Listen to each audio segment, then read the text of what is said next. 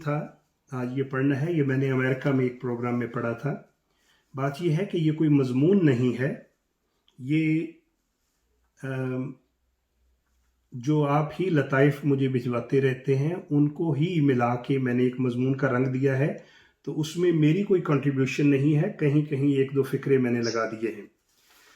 अब ये मजमून चूंकि मज़ाहिया है, तो अब क्या ये मुमकिन है कि आप दोस्तों को अनम्यूट कर दें? जी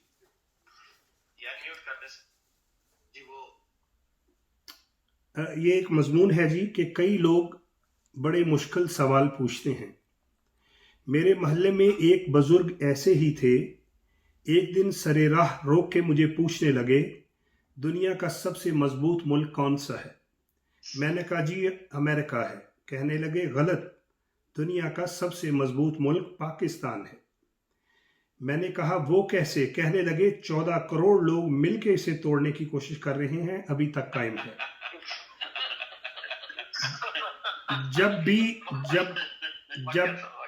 जब भी मिलते थे मुझे बड़े अजीब सवाल पूछते थे। एक दिन मुझे कहने लगे कि आप खुश हैं कि शादीशुदा हैं?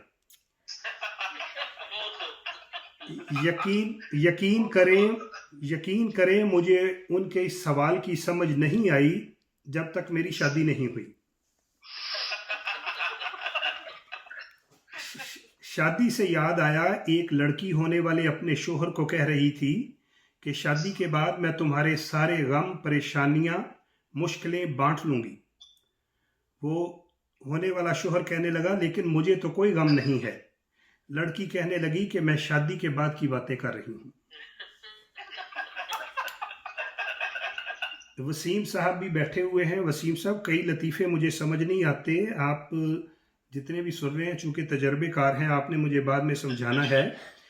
एक खामद ने अपनी नई नवेली बेगम को, दुल्हन को, वो घर का काम के लिए कुछ कहना चाहता था, लेकिन वो जो नई नवेली दुल्हन थी वो घर के काम को हाथ नहीं लगाती थी। तो उन्होंने सोचा कि मैं कोई खुशामद करूं।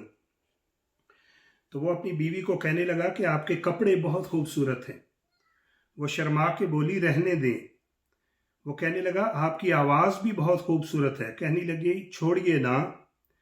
वो कहने लगा, आपकी आंखें बहुत खूबसूरत हैं। वो शर्मा के कहने लगी, छोड़िए भी। खामद कहने लगा, मैं इतनी देर से छोड़ ही तो रहा हूं।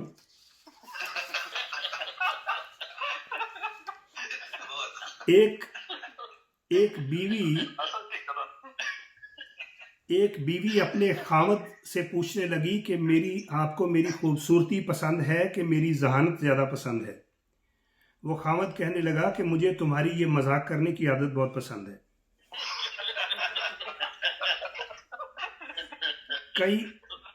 कई खामद बहुत लापरवाह होते हैं और किसी बात चीज़ में दिलचस्पी नहीं लेते।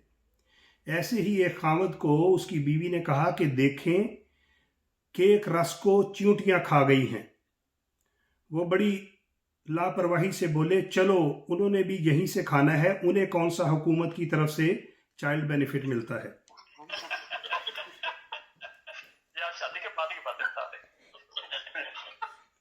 वही बीवी एक दिन कहने लगी कि दौड़ के आए, मुन्ना सीढ़ियों से नीचे गिर गया है। वो सुस्त खामद सोफे पर बैठे बैठे बोले, चलो क्या हो गया, आखिर उसने नीचे ही आना था।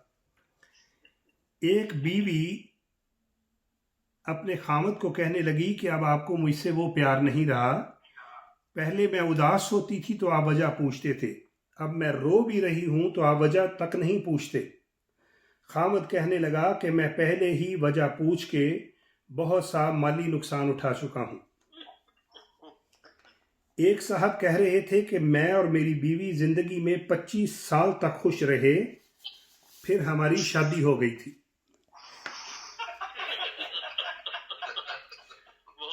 एक चाइनी लड़की की शादी हो गई। हफ्ते 10 दिन बाद लड़के ने अपने ससुर को फोन करके कहा कि आपकी बेटी बहुत गुस्से वाली है, मुझे पसंद नहीं है।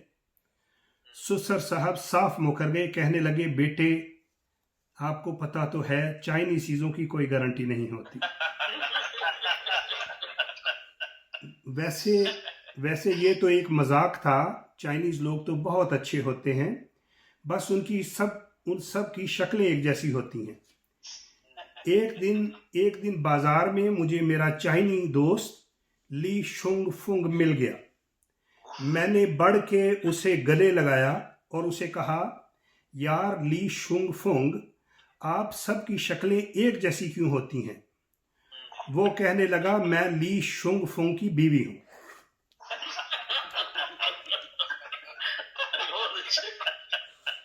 मेरे मेरे एक मेरे एक 90 साला दोस्त मुझे कह रहे थे, मुबारक यार, मेरी सारी उम्र तो डरते डरते गुजर गई है।